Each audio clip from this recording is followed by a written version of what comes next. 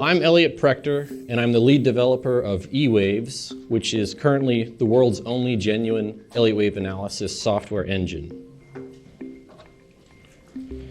So we're here with the foundation for the study of cycles, so I'm sure everyone in this room is already quite familiar with Elliott waves. You're probably familiar with many other forms of technical analysis. But nevertheless, there may be a few people in the room that are not that familiar, so I'd like to do a little overview here for you. Plus, everyone likes to feel smart, and nothing makes you feel smarter than when someone teaches you something that you already know. So, on this chart, this is an idealized version of an Elliott wave. And under Elliott wave theory, the market moves in two primary waves that form a cycle, okay? So the first wave is called a motive wave, and this is the wave that makes progress in the market. And it's followed by a corrective wave, which is a move that is a partial retracement of the motive wave, okay? So motive wave and corrective waves, you've probably seen these all the time. If you're a trader, you can think of the motive wave as the primary trend, and then the corrective wave as a retracement of that trend, okay? So everyone is familiar with these kind of basic concepts. Now, motive waves tend to be highly linear moves. So again, these are the moves that make progress. So there's not a lot of overlapping price action. They tend to be very line-like in their evolution. Whereas corrective waves are the opposite of that. So corrective waves tend to be a little more meandering in their evolution. They tend to have a lot of overlapping price action. And again, they're just a partial retracement of the motive wave. Now, of course, Elliott waves are all about patterns. So the way that the pattern works is motive waves and corrective waves decompose into subwaves.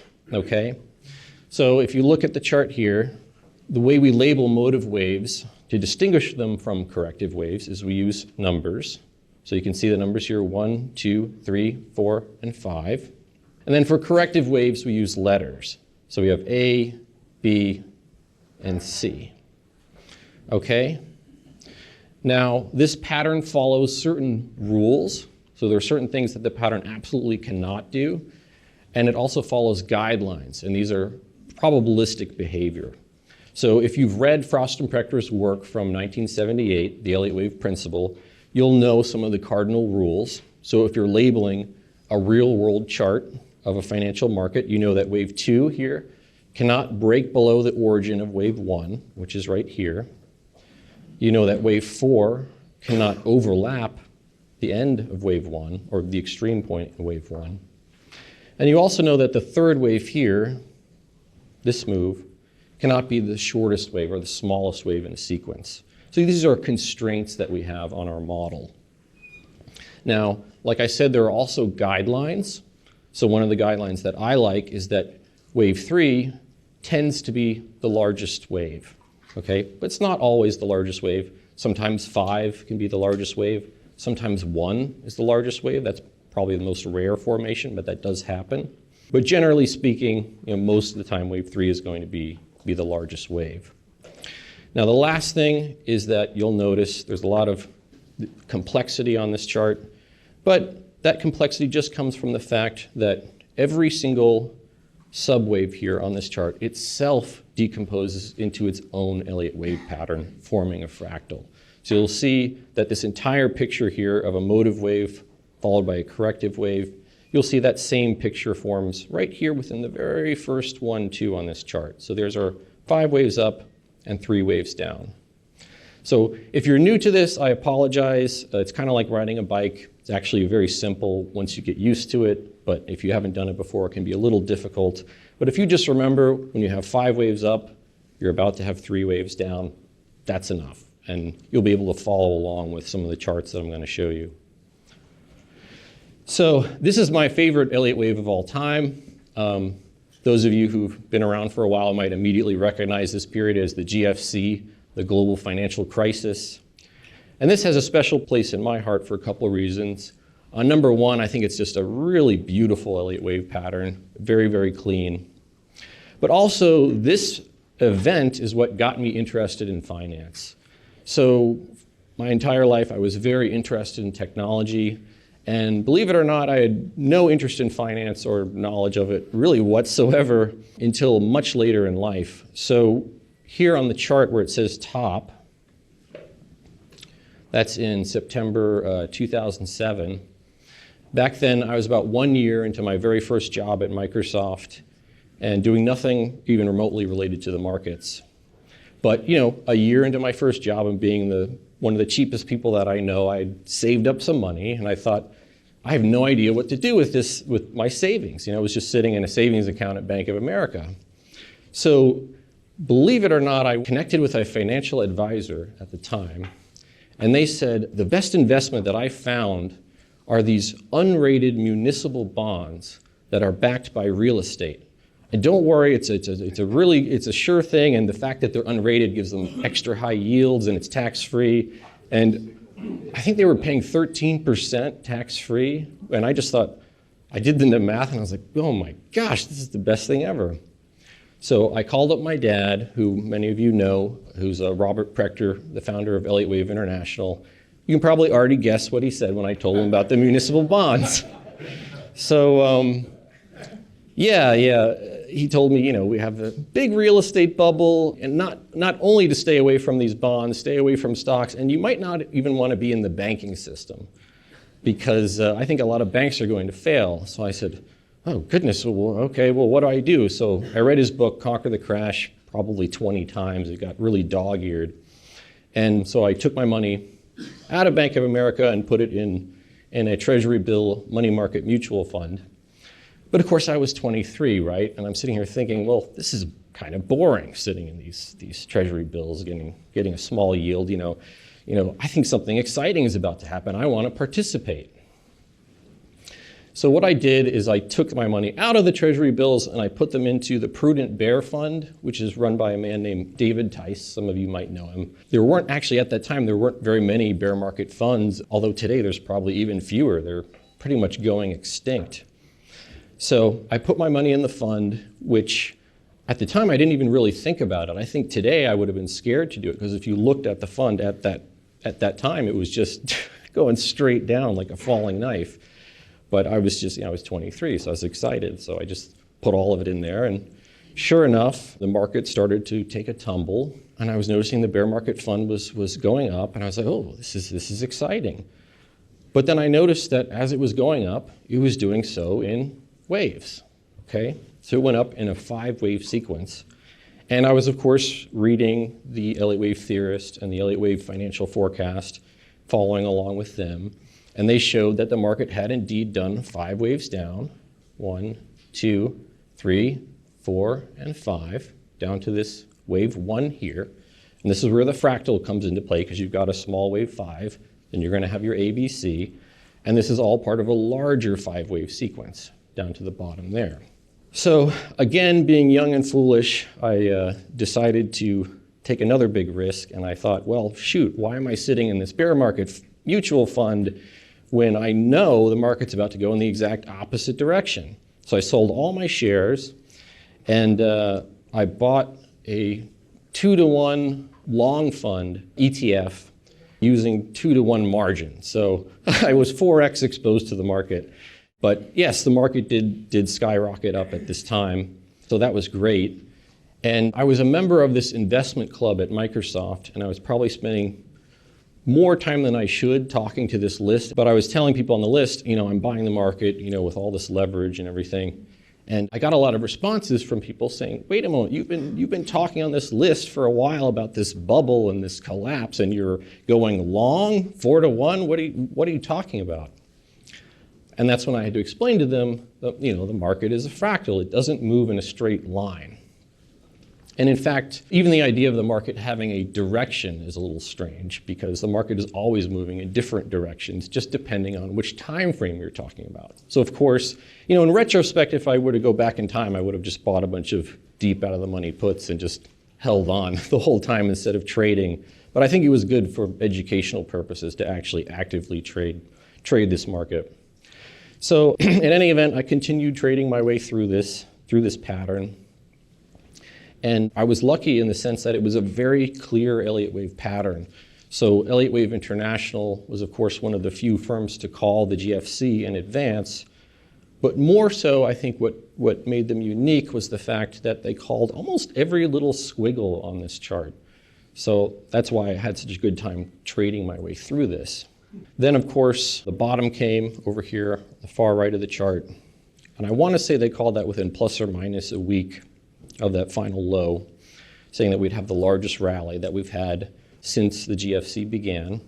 And of course, you know that should be coming because we've got 1, 2, 3, 4, 5, right? The pattern is complete, so we need to have a large move in the other direction.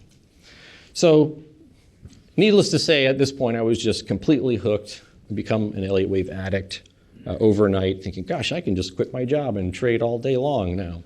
I'm a genius, which is definitely not true. I was going to learn that lesson a little later, but we'll skip over the lesson part of this for now. I'm just going to leave it with you with this moment of triumph. But one thing I've noticed, which I'll kind of circle back to in the talk, is that I've found that periods of time in the markets that are highly emotional tend to have very clear technical patterns. And so I find it almost ironic that a period of time that for me had so much clarity to it, for most of my friends seemed very unclear, and they were very upset about what happened during this time. But I think the market going down versus the market going up are kind of equally natural. So if you're a trader, especially if you're a short-term trader, the market is moving in both directions all the time, and you need to think in a neutral fashion. All right, so we're going to skip ahead many, over a decade. A lot of stuff happened in between the GFC and where we are today. But I just don't have time in this talk to go through the entire evolution of what happened. So we're just going to skip forward here to today. Okay, so the EWAVES engine that I developed does the Elliott wave analysis. And then what you're looking at here is EWAVES Live, which is a web portal that we've built that allows you to access that analysis. Because it's 2025 and nobody wants to install shrink wrap software anymore. I've noticed also the FSC, you're doing your software through a web portal as well. This is the way everyone delivers it these days. So we're covering probably around 6,000 markets now that we're doing automated Elliott wave analysis on. Now, we have plans to scale up beyond that, but we're kind of scaling with demand because people basically request, can you add this market? Can you add these markets? So we're slowly kind of growing as the demand comes in for those. Now, although what I'm showing you here in this chart is just kind of a snapshot of an Elliott wave pattern, I think this is back from 2023 in Apple Computer. Unlike most analyses you see that are published or hand done, these are actually zoomable charts. So the Elliott wave analysis is in fact contiguous over the entire data set. Okay, so every analysis that eWaves does starts at the beginning of the data set all the way through to the present day. So for some markets we can't get very much data on, so we have to just work with what we have. But there's some other markets like the S&P where we go back quite far because we can prepend data from the London Stock Exchange and kind of pretend that that was old data and go all the way back to 1697, which for Elliott wave analysis is very useful because not only do we care about the very short-term price action, we care about the very, very long-term context. So if you saw, Peter Elliott's talk the other day, he mentioned about trend lines going all the way back from 1929 to 1966 through onto the present day, and those trend lines are still important no matter what time frame you're dealing with. So one thing that's happened when we built eWaves is because traditionally Elliott wave analysis takes a lot of time to sit down and work with a chart and come up with a good wave count. But now that process is quite fast. So now the problem becomes, how do we sift through all these markets? If you have 6,000 markets, that's a lot of Elliott wave analysis to go through. So one of the first techniques we came up with to make it easy to go through and find compelling charts is a concept that we call ellioticity. So ellioticity is the degree to which a market is adherent to Elliott waves. And if you remember earlier, I said, when markets are highly emotional, they tend to display very clear patterns. And when they're less emotional, sometimes the pattern is not so clear. So that's why we use ellioticity, which is a real-time metric. So, at some points in time, if you wouldn't mind just remember that, and then at the end, we'll come back and I'll be happy to answer all your questions. So, what was I saying? Okay, so it's a real-time metric because sometimes particular markets will become highly adherent at certain points, less adherent at other points. And then there are other markets that just never display Elliott waves, like short-term treasury bill rates. If you've ever looked at those, I'm sure you can use cycles on them, but you certainly can't use Elliott waves for those markets. Now, this can be hard to read because the text is very small. We probably need to make this bigger, but the ellioticity on this particular chart of Apple is only 49%, which is pretty low. So I'm just curious if there are any Elliott wave experts in the audience who might know why this got kind of a low score, if you would like to volunteer. If not, I'll tell you because I know the answer. What? Is because of the time horizon is too short? Time horizon is too short. That's actually not the reason I'm going for, but that's a good guess because they're. Is it the retracement is too short? For wave 4 or wave 2? Actually, in this case, what I'm going for is the total size of wave 4, the retracement in 4, is actually too large relative to 2. So what we like to see is that 4 and 2 are in proportion to one another, okay? And so what eWaves does is it's saying, look, this is the best way I have to label this market, but I'm communicating to you that the best way I can label this might not be, I don't have a lot of confidence in what I'm delivering to you, okay? And so I'll show you other markets later on that have very high ellioticity and look much nicer than this, okay? How many rules do you have to get the 49%?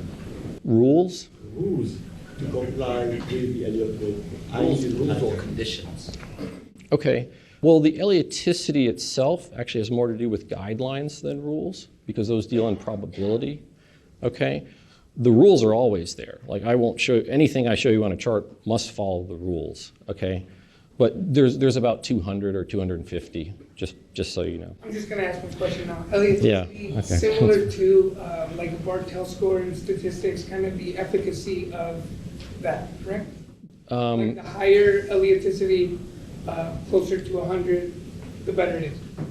Yeah, basically you can think of it as kind of a measure of commonality, I guess, or frequency. Like what it's telling you is that, okay, if this has a low ellioticity score, then what it's saying is this is not a common expression of an Elliott wave. Whereas if it's a high score, it's saying this is a more common form that I like to see.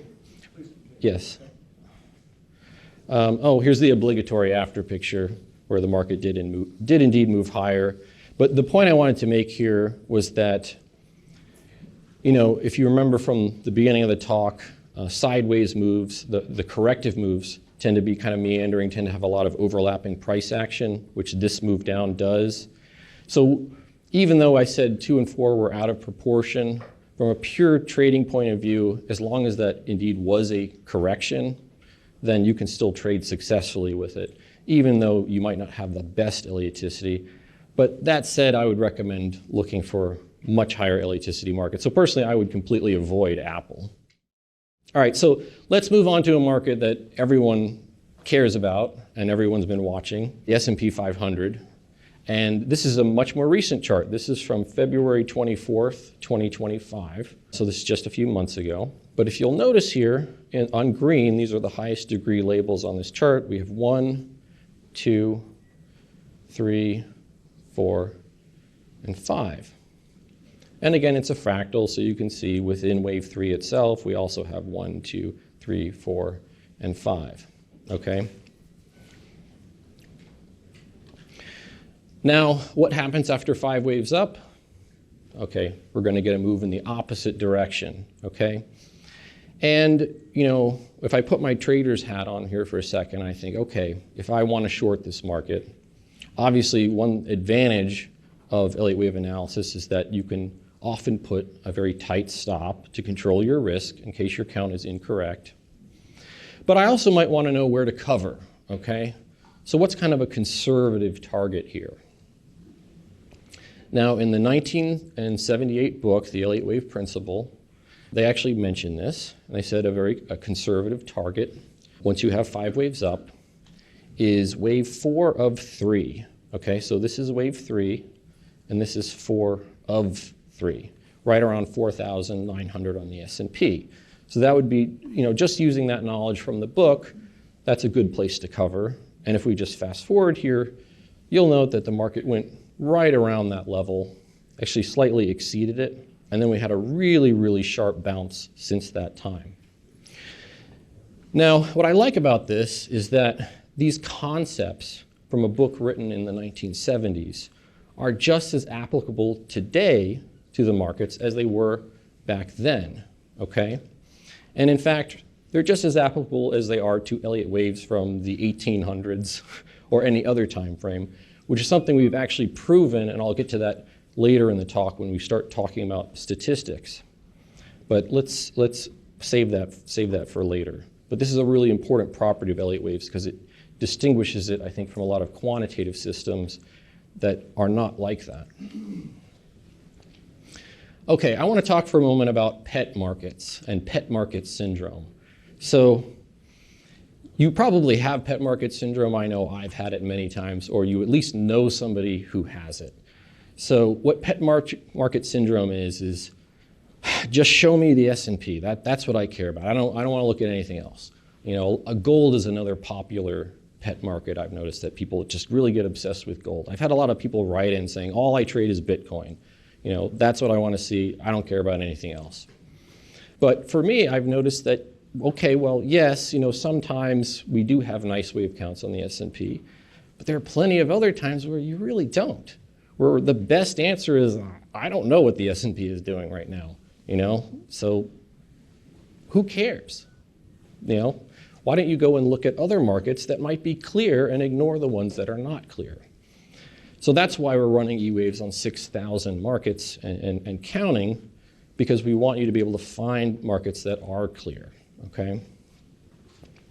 So towards that end, in addition to things like the ellioticity, which we use for ranking, what we built is something we call the wavefinder. So if you use an Apple computer, you may recognize we stole the word from Apple for the Finder system. The wavefinder is the world's first Elliott wave search engine, essentially. So what this does is it's not so much that it scans through markets, but it scans through the unfolding waves in the various markets, okay? The way this works is you build a query, a wave query, okay? And here you specify the parameters of what I want to see. What kind of picture do I want to find across all these markets? And the E-Waves is going to give you all of the unfolding waves that meet that criteria, okay? And there are built-in templates that we've put together, and you can also customize and save your own. But the template here I'm going to show you is the one that is my personal favorite that I've been using lately, and I used it to find this example in BRO that I'm going to show you here. So what I said was, and I apologize that the text is a little bit small, but as I read it, you'll be able to understand. So I want to find a wave. That's a currently unfolding wave. And what type do I want the wave to be? Well, I want an impulse. Because remember, impulses are the waves that make progress. Okay, so if you're a directional trader, you're going to want impulses. I think I had one person ask me, tell me that they really were more interested in triangles and sideways moves because they wanted to sell time premium with options. But I think that's rare. I think most people want impulse waves. Okay? Then the next thing I set here was the duration. This is how far the wave has been in progress thus far. And I said between 100 and 800 days. This part is a little bit subjective because it just depends on what your preferred time horizon is. Do you want to look at large waves or do you want to look at smaller waves? And this captures the waves that I'm personally interested in. Then the next thing on the list here is the linearity. Okay, so remember from the beginning of the talk, I said motive waves are highly linear. They're very line-like, whereas corrective waves are more kind of two-dimensional in the way they play out. So linearity is how the engine measures that. So in this case, I set it to 80%, so I jacked it up to a really high number. And the reason I did that is because what I'm saying is I don't just want any old impulse wave. I want an impulse wave that is especially impulsive. And I think marketing came up with the term turbo impulse for this template. But basically, I've noticed that these types of waves tend to work out better than ones with much lower linearity. And then finally on the list, I just put in a bare minimum Ellioticity score. I said, look, if it's below 30%, I don't even want to look at it, because then it's going to be just a poor quality Elliott wave. Of course, upon delivering the list of waves that met this query, the one at the top of the list, I'm showing you here, BRO, this one got an Ellioticity score of 75%. So it's saying this is extremely adherent. So this was the top ranked market at this time. So why is the Ellioticity score so high? Why is it 75%? Okay. We talked earlier about proportionality between waves 4 and 2, and I think you can see here it's met that. It's meeting a lot of other criteria, and we call these criteria features, okay? And you're asking about the number of rules and guidelines. We kind of merge the concept of rules and guidelines into just one concept called a feature, and there are about 250 of them right now. And one of them that I'll show you now, we call channel adherence. Okay, so even if you haven't done Elliott waves, I'm sure you've used price channels before in your trading. They can be very, very useful. So what eWaves does is it says, let's draw a line, in this case from the 2 to the 4, all right, the green 2 here to the green 4. And then we're going to draw another line on top of that from the green 1 to the green 3. And then we're going to measure how parallel are these lines, okay? Because if they're very parallel, then this market is very channel adherent, versus if they're not parallel, then it would not be channel adherent. And this is one feature that we like to see with good quality Elliott waves. So this one particular aspect of this is really telling us, hey, this is a really nice way of labeling this market. I like this. Okay, so it's boosting that Ellioticity up. Now, not all markets channel very well. Some markets channel very poorly. But nevertheless, that's why there's 250 different things that it looks at, because there are other ways to get good Ellioticity, not necessarily through channeling, although I personally really like channeling. And I've also noticed, for some reason that I can't explain, that markets that are highly linear also tend to have very high channel adherence. I don't know why that is, just the real powerhouse impulse waves tend to also channel well. Now, one final thing I'd like to mention on this chart is that I'm a big fan of fifth waves. Now, the template I showed you does not specifically look for fifth waves, although it's easy to change the template to say I want impulse waves where wave 4 is in place and complete and finished. And the reason I like fifth waves here is, fifth waves are kind of like getting to first base. Okay, they're not necessarily going to be massive moves like third waves are. This is your third wave. This third wave is like your home run move, right? But think of it, by the time you're at this point in the evolution of a wave, you're actually almost done with the entire picture, right? So because you're almost done, you have a lot of information. Like the channel I'm showing you here, you can look at this picture and say, oh gosh, it's adhering very nicely to this channel. So your odds go up in playing those fifth waves that you're going to be correct. Whereas third waves are much riskier because you have much less information. You have a less complete picture at that point in time. So again, here's the obligatory after picture of BRO. It went off into that fifth wave there. But one thing that I didn't tell you when I showed you these charts was that the date here at the bottom, this is the 24th of February, 2025, the exact same date that the S&P was making a top. And this is just to demonstrate the fact that, the way eWaves works is it analyzes every market completely independently, because some markets are moving up while other markets are moving down. And it doesn't matter that they're both stocks and that they may tend to be correlated at times, but correlations can be spurious, they can come and go. So we're going to do one more S&P wave count here. So I'm going to take this picture, very recent picture, and we're going to run eWaves on it and show you the latest labeling that we have. Okay, so this is April 23rd, 2025. So this is just, 7 weeks ago, right here. And you can see it put in a wave 4. And the reason that it put a wave 4 in there is because this is the all-time high so far. We have 3 waves down, A, B, and C.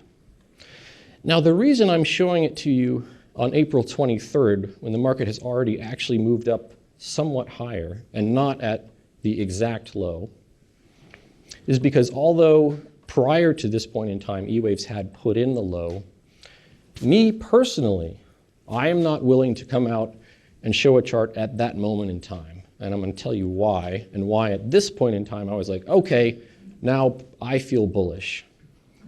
That's because if we think about alternative labelings here, imagine this, instead of A, B, C, 3 waves down, this could have been 5 down, right? So think about it this way. It could have been 1, 2, 3, 4. But wait a moment. We remember from our rules earlier, wave 4 cannot overlap wave 1.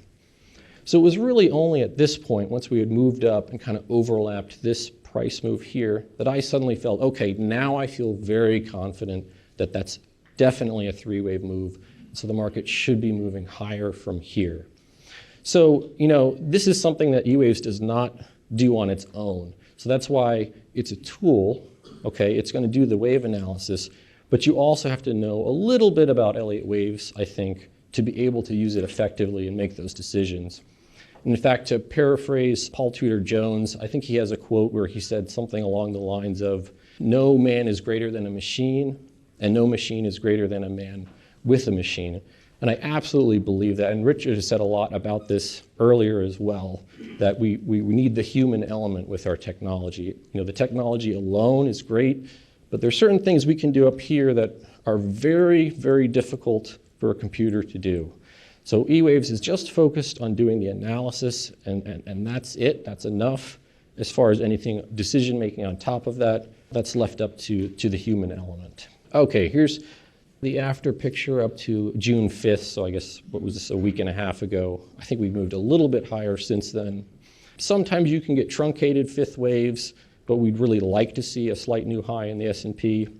There are alternative counts here that I could discuss, but you can get with me later if you want to hear about that, because that could go on for a while talking about that.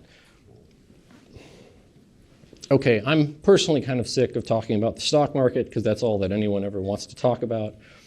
I think actually a market that's been really interesting lately are interest rates, because you're probably sick of, you know, the past, I don't know, decade or so where we had 0.00001% interest for a long time on short-term yields. And then suddenly after COVID, yields shot up, okay? And then things have gotten great for people who are savers. In fact, proportionally, it's been a huge move. Of course, we haven't seen anything like we did in the 1970s, where we had 15% rates or higher. But if you think about it, going from 0.7% to around 5.2 on the 30-year Treasury bond, you know, proportionately, that's a massive, massive historic move.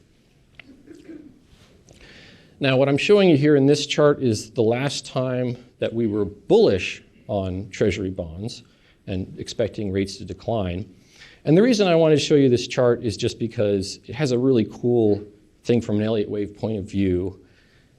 There's no such thing as guarantees in the Elliott wave world, of course, but there are things that get close to kind of these checkmate kind of situations, and this is one of them, so that's why I wanted to share it with you. So what we have here is we have a motive wave up, this wave A. Then we have a corrective move, okay? It's a 3-wave move, A, B, and C. And notice this triangle here in wave B, okay? This is a type of corrective pattern. So we have A, B, C, D here. This is a contracting triangle. Now let's talk about alternative ways of labeling this. Let's say, okay, let's pretend that maybe this move here was the end of this entire sequence, this entire corrective move, and that we're going to move down to all new lows, all right? Let's just propose that as an alternate scenario and try to see if we can count it, all right? So let's pretend. So we're going, all right, here's 1 down, and then we have a triangle 2, and then we're going to move down and start wave 3, and we're going on. Well, we already have a problem, because second waves cannot be triangles, okay? There's lots of different patterns they can be, but triangles are not one of them.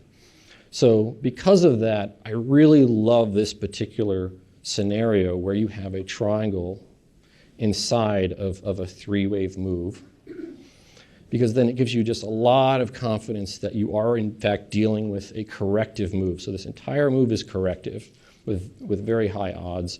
And so what EWAVES was saying was, okay, at this point, we should move higher, and we should ideally take out this high, okay? That's all it's calling for, though. Just take out the high, and then, you know, anything beyond that is up to chance. So that move there, I drew a little arrow here, hand drawn, just showing wave C moving up and taking out wave A. But keep in mind, A, B, C is a counter trend move, right? So the primary trend is still down in bonds towards higher interest rates. And in fact, in December of 2024, so right before the start of this year, we published this chart. And this is EWAVES' analysis of the US 30-year Treasury bond yield. I found that the super long-term yields tend to count very well from an Elliott wave point of view, at least lately since 2020. And I think that's because bond markets got emotional again. So we're seeing clear Elliott wave patterns. Whereas if you were to look at bond markets prior to this, say from 1980 to around 2020, they're much messier from an Elliott wave point of view and difficult to call. And I think that's just because yields were falling. So everyone in the bond world was just buy and hold bonds. In fact, if I had a time machine, a great investment would be to go back to 1980 and buy the longest term treasury bonds you can find and just hold them. That would have been. He did that. So that in any event, that corrective move I showed you on the previous chart, that's actually this move here. So this is that A, B, and then that's C. So that's the last time we were bullish on treasuries, okay? Because like I said, you can zoom in and out of the picture. So here we're zooming back out. And you know, we were calling for interest rates to continue higher, at least on the long end of the curve. The shorter end of the stuff, like I said, is very difficult to count, so I don't really bother with those markets. This is the EDV, which is a Treasury ETF that holds very long-term treasuries. So this is kind of, you could look at it as the opposite of interest rates. And we publish this at the same time.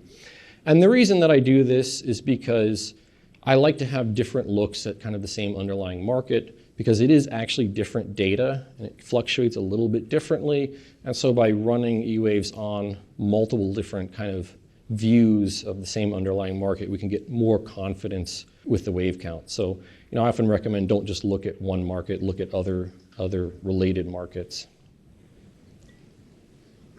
All right, so if you look at the zeros, which these are very long-term treasuries, or you could look at EDV lately, it has indeed made that new low. So at least on the high end of the yield curve, we're seeing even higher interest rates right now. What's interesting too about this chart is it actually reminds me a lot of 2008. Because if you remember back in October of 2008, there were a lot of people, maybe not a lot, but a few contrarians coming out saying, gosh, we had a big crash, there's blood on the streets, now's a really good time to buy and get into stocks. And of course, in the very long run, that was definitely a reasonable time to buy, but it wasn't the low. That was actually a third wave low. And the S&P and the Dow went and made a new low in a wave 4 and a wave 5. And we're doing the exact same thing in bonds. If you were paying attention to the news back at this low in bonds in late 2023, there were a few, I won't name any names, but a few large people in the bond world that came out saying, hey, there's blood in the streets in bonds. You know, we need to start buying bonds now. But that I believe is also a third wave low. So we've had a correction since then, and then are in wave 5 right now. Which of course does tell you that at some point bonds are going to be setting up for potentially an interesting run. And one thing that my much older self has learned is that assets that don't have a lot of slippage are really nice. So for example, if you were to make a play in bonds, you can earn yield. Yes, you're taking a lot of risk, but at least you're not, you know, having time decay with options or, you know, all the horrible things that happen with inverse ETFs. They're terrible. Don't ever touch them. All right. Now we've looked at a lot of charts so far, and I've been talking about, you know, forecasts using EWAVES. This chart is actually not a forecast, and this chart was not done by EWAVES. This chart was done by a person, by a human. And this is what we call an iconic count, okay? So what makes this count iconic? Well, there's a couple factors. One factor is that it's historical, okay? So this happened a long time ago. There's been a lot of price activity since then. And so, I could hang this on the wall. I could come back in 20 years and look at it on the wall and say, oh, okay, nothing's happened that's invalidated this wave count, right? That's one important factor that makes it iconic. And the other factor that makes it iconic is that every Elliott wave expert that we talk to that has looked at this pretty much agrees, okay, this is the way we should label this market. So what we did when we were building EWAVES is we went through and did this exercise hundreds of times. And this was a very arduous process that took many years to do and build up this big database of iconic Elliott wave counts. And the reason we did this is because if you're going to build a program that does Elliott wave analysis, yes, we know about the rules, okay? Yes, we know about some guidelines because people have been doing this for a while and they have various rules of thumb. But we don't know them precisely, okay? Guidelines like saying third tends to be the largest wave. Well, how often? Exactly how often? What does that look like? Can you plot me a distribution of exactly the size of wave 3 relative to wave 1? And where do you get little pops up in that distribution? Where does that happen? Which actually, you can probably guess where you do get little pops in the distribution, where you suddenly get this jump in frequency. Oh, we're not doing well on time? Oh, shoot. Okay, well, it happens where there's Fibonacci ratios, so that probably shouldn't come as a surprise to you. I was going to get to the fun part and talk about ducks. We're out of time now? Take a few minutes. Couple minutes here. Maybe I'll just have to skip this part. This was the fun part of the talk. I'm just going to skip the fun part. Okay. All right. So I think I've shown you so far that Elliott waves are useful in practice, but are they useful in theory? I think that's what the academics really care about. And so we decided we really needed to go talk to the academic world and introduce them to Elliott waves. And the way we did that is we hired a PhD mathematician, and he worked on this paper, which we call Real versus Random. And so, there was a time when some people believed that you couldn't tell the difference between real market data and a random walk. But slowly over time, people started to notice there are little patterns in real market data that don't happen in random walk data, okay? You may have heard of some of these. They're called stylized facts, and one of them is called volatility clustering. Really simple. When the market goes crazy, it tends to stay crazy for a little while, and random walks don't do that, okay? So we said, is ellioticity a stylized fact? So we did this study where we looked at real market data, and we ran EWAVES on it, and we compared that against random data. And as you can see here, the real data is here in blue, and the random data is here in gray on this chart. And so the conclusion was that, yes, we can show that ellioticity is a stylized fact of financial markets. Now, I'd love for everyone to read this paper. It's probably about 40 pages long, very interesting. It's not yet available, but I hope to make it available soon. But we're at a brief standstill because a couple of journals are interested in publishing, but they all want the source code. They said, of course I'll publish your paper, but you got to crack open your program that you spent 10 years building and show us how it works, which I understand. I mean, I would want that as an academic. I want to replicate what you're doing. I completely understand. There's just no way I'm going to do that, so for obvious reasons. So we're kind of at a standstill right now. I'm not sure what we're going to do moving forward. Hopefully we can find someone who will publish it without the source code.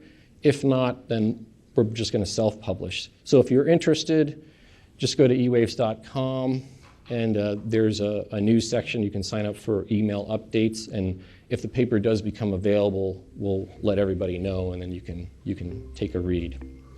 So that's all I have for today. So thank you so much for letting me come and speak.